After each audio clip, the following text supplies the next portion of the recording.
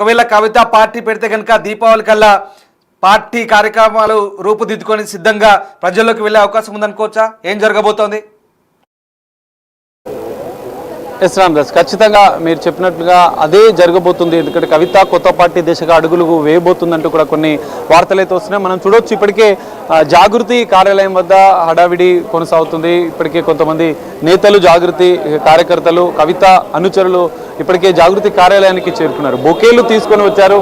Party నుంచి suspend చేసిన సందర్భంగా బొకేలు తీసుకురావడం వెనుక అంతరార్థం ఏంటంటే ఆమె కొత్త రాజకీయ పార్టీ దిశగా అడుగులకు వేయబోతున్నట్లే అనుచరుల నుంచి కూడా అదే అంశాలు చెప్తున్నట్లుగా కూడా మనకు తెలుస్తుంది. మనం చూడొచ్చు, ఇప్పటికే జాగృతి కార్యాలయం వద్ద ఒక హడావిడి, కొంతమంది కవిత అనుచరులు. ఒకసారి మాట్లాడదాం, అసలు ఏం జరగబోతుంది, నెక్స్ట్ ఎలాంటి నిర్ణయం తీసుకోబోతుంది అని చెప్పండి. ఇప్పటికే బీఆర్ఎస్ పార్టీ సస్పెండ్ చేస్తూ ఒక లేఖను విడుదల చేస్తుంది. ఇప్పుడు నెక్స్ట్ ఏం జరగబోతుంది, కవిత ఏం చేయబోతుంది అంటే ఏం చెప్తారు? కవిత గారు ఏ నిర్ణయం తీసుకుంటే దానికి మేము కట్టుబడి ఉంటాం ఖచ్చితంగా. ఆమె గత 18 నెలల నుంచి అన్ని వర్గాల కోసం పోరాటాలు చేస్తున్న విషయం మీకు తెలిసిన విషయమే. ఆమె ఏ నిర్ణయం తీసుకుంటే ఆ నిర్ణయాన్ని కట్టుబడి ఉంటాం. సో ఇన్ని రోజు కేసీఆర్ బిడ్డగా ఆమె బీఆర్ఎస్లో కూడా అనేక కార్యక్రమాలు చేసింది. కానీ ఈరోజు కవితను సస్పెండ్ చేయడాన్ని మీరు ఎట్లా వస్తుంది? ఇప్పుడు మాట్లాడిన ప్రతి దాంట్లో ఉంటాయి లొసుకులు, చిన్న లొసుకులు ఉంటాయి. అది అందరికి తెలిసిన విషయమే. కానీ ఇక దాన్ని ప్రజలే నిర్ణయిస్తారు. దాన్ని ఇప్పుడు వాళ్ళు ఏది నిర్ణయం అయితే తీసుకుంటే ఆ నిర్ణయాన్ని ప్రజలైతే నిర్ణయిస్తారు కదా. దానికి మేము కొత్త రాజకీయ పార్టీ కవిత పెట్టబోతుందంటూ కూడా కొన్ని వార్తలు వస్తున్నాయి. మరి అంతే మీ కార్యకర్తలంతా, జాగృతి అంతా సిద్ధంగా ఉందా? నేను ఏమంటున్నా, ఆది నాయకురాలు ఏదైతే తీసుకుంటుందో నిర్ణయం దానికి మేము ఖచ్చితంగా ఆమె ఆదేశం ప్రకారం మేము ఖచ్చితంగా ఆమెతో పాటు ఉంటామని చెప్పేసి సపన్న కులాలు ఇక్కడ ఉన్న ఒక బీసీ నాయకునిగా నేను చెప్తున్నా. మా బీసీలను ఏకం చేసి, ఎస్సీ ఎస్టీ మైనార్టీలను కూడా ఏకం చేసి ఆమెతో పాటు మేము రన్ చేస్తామని చెప్పి. తెలంగాణ బహుజన పార్టీ అంటున్నారు, రకరకాల ప్రచారం అయితే జరుగుతుంది. మరి బీసీ నినాదం మీద కూడా ప్రత్యేక కార్యక్రమాలు కూడా చేసింది. అసలు బీఆర్ఎస్ ఆనవాళ్ళు లేకుండా చేసింది. దీన్ని ఎట్లా?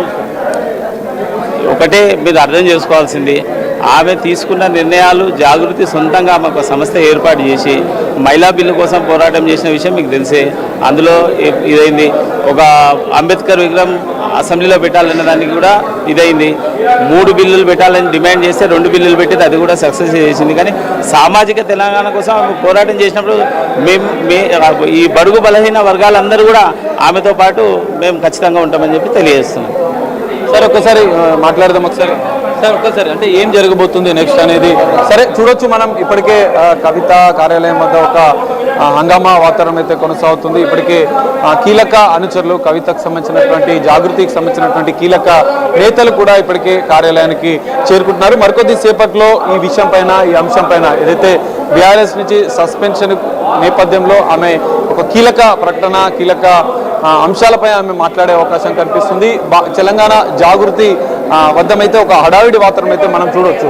ఒకసారి బయట కూడా బుకేలు తీసుకుని, ఎందుకంటే ఆమె రాజకీయ పార్టీ పెట్టబోతున్నట్టు కూడా కొంత ప్రచారం జరుగుతున్న నేపథ్యంలో ఇప్పటికే అనుచరుల హంగామా, బుకేలు తీసుకొని కార్యాలయానికి చేరుకుంటున్నారు. ఆఫీస్ తెలంగాణ జాగృతి కార్యకర్తలు పెద్ద ఎత్తున మనకు అక్కడ గుమిగూడినట్టుగా అర్థమవుతుంది. మరికొద్దిసేపట్లో కవిత అక్కడికి రాబోతున్నారా, ఏం జరగబోతుంది? కవిత మీడియాతో మాట్లాడే ఛాన్స్ ఉంది. ఒకసారి మీకు అందుబాటులో ఉన్న కార్యకర్తలు కానీ, అక్కడ ఆమె అభిమానులతో కానీ మాట్లాడించే ప్రయత్నం చేయండి. అసలు వాళ్ళ అభిప్రాయాలు ఏంటి, కవితను సస్పెండ్ చేయడం పట్ల వాళ్ళ